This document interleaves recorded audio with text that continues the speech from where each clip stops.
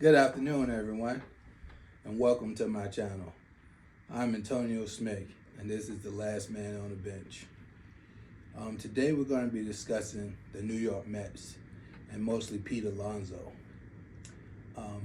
At this point in time, I think the relationship between the Mets and Pete Alonso is untenable. I don't think it's possible for them to come to a contract.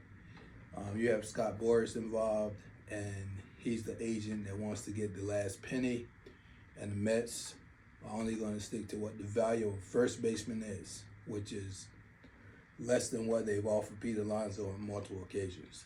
And also, there's stories out now that the Mets are one of the two teams outside of the Astros who have an offer on the table for Bregman. At this point in time, I believe the Astros are offering 6 years and $150 million or something like that. But I believe the Mets, from my sources, what I've heard is that the Mets are offering Bregman 4 years and $140 million guaranteed.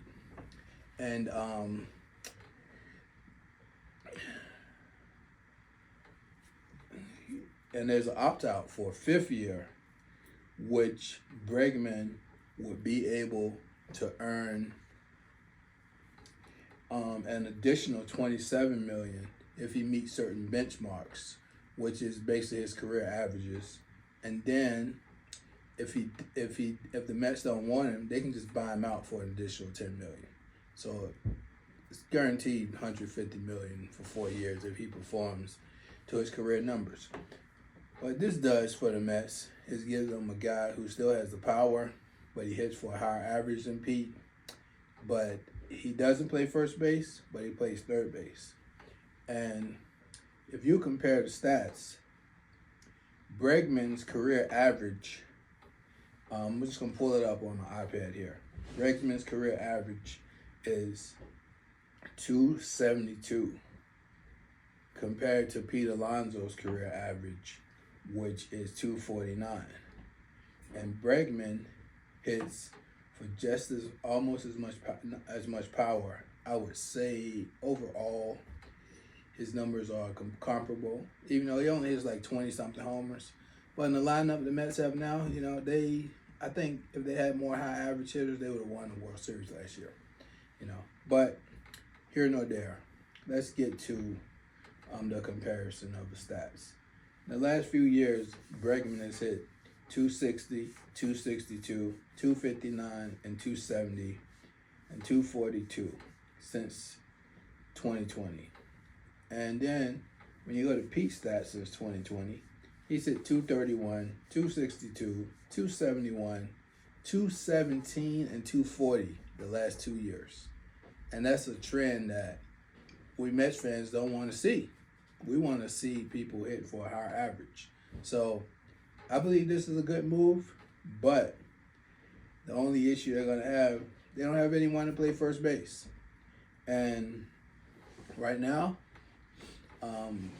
they and everyone else in the major leagues, they're trying to trade for Vladimir Guerrero Jr. to play first base. But the Blue Jays, from what I'm hearing,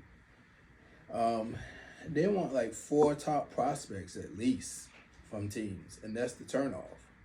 So, because they really don't want to trade Vladdy, but they believe there's Steve Cohen money going around, they don't really have a good chance to sign him because I don't think he's going to sign with them until he sees how much money Steve Cohen is going to throw at him during the next offseason. And, but from what I'm hearing, they want like the Mets' top prospects, including Brandon Sprout, a right-handed pitcher who's one of the top prospects in Major League Baseball. Ryan Clifford, who's also one of the top prospects and the 4th-ranked prospect in the Mets system. Ronnie Mauricio, who we all know came up briefly, had a splash in the major leagues, then tore up his knee and missed the whole last year. Hopefully he'll come back this year and be a star. And then they want to throw in Brent Beatty on top of that. and Luis Angel Acuna. You know, that's the Blue Jays want at least 4 of those prospects for Vladdy Jr. When the Mets are thinking, why can't we just wait? And when we wait, we'll get him anyway, because without giving up anything except for money, they're going to have to sign him anyway. So why give up the top prospects that you can use for pitching help later on or something? So that's the pickle that the Mets find themselves in. So the real problem is that with all this said, if they don't make a trade or sign someone else, they really have no one to play first base. They want Beatty and Mark Vientos to start taking reps at first base. You know, Vientos just learned third base last year. So basically they're going to switch him over to first base. You know, that can affect his hitting. That can affect a whole bunch of stuff and make Vientos a lot less effective than he was his breakout rookie season. So I'm of the opinion that it's just not going to work unless they get a first baseman.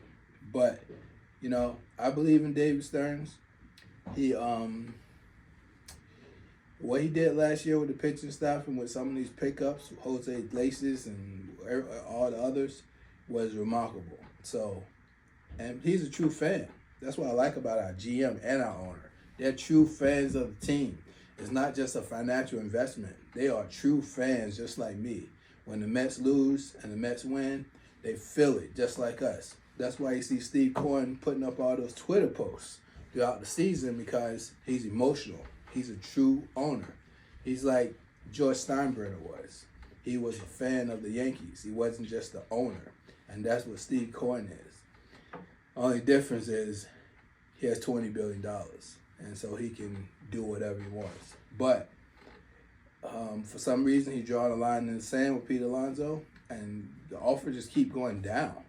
So, Pete, if you're listening, step up. Go around Scott. The Mets need you. You need them. But also, there's no market for you. Everyone else has a first baseman. No one's going to give you a long-term deal. No one at this point in your career and this point in the year. Just have to admit, hiring Scott Boras was a big mistake, and now you have to rectify it by going around him, as A-Rod did many years ago at the Yankees, or either you're going to have to fire him. But, you know,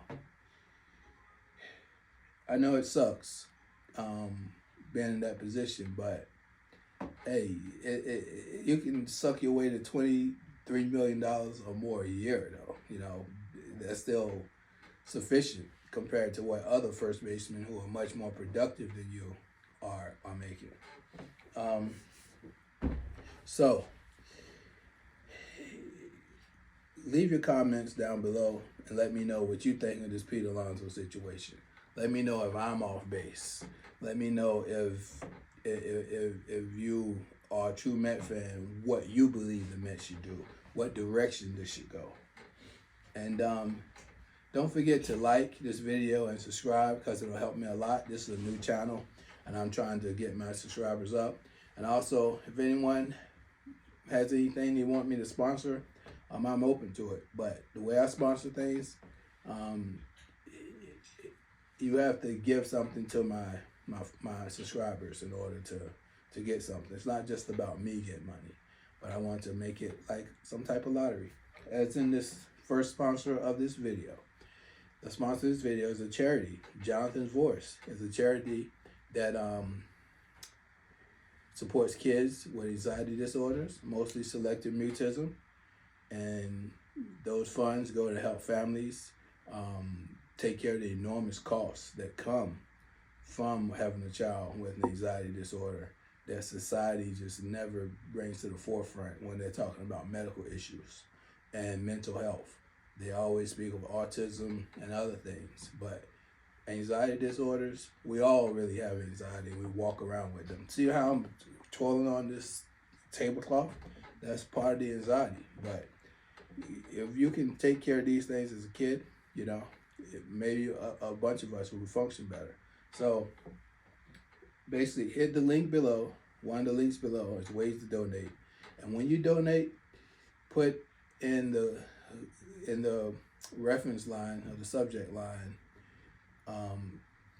LAST, LAST, and you'll be entered into a raffle to win $150 worth of prizes and $100 being the first prize.